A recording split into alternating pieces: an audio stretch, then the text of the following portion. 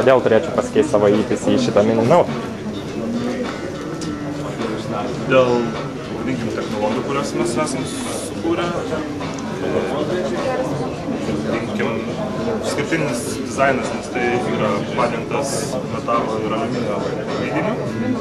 Yra pakankamai nemažai apsaugų tiek ekranui iš išorės, tiek iš vidaus. Visos diskas apsaugotas, vietoj SSD disko yra standartinis 120 GB kartas. Kuverti visa klaviatūra 95%.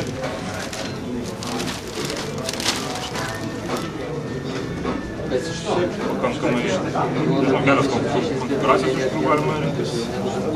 Tai galima gal įjungti ir pasižiūrėti, kaip greitai įsikrauna. Čia yra, vadinkim, muliažas, tai jis yra normalų standartinio svorio, tai nėra kitas, aišku.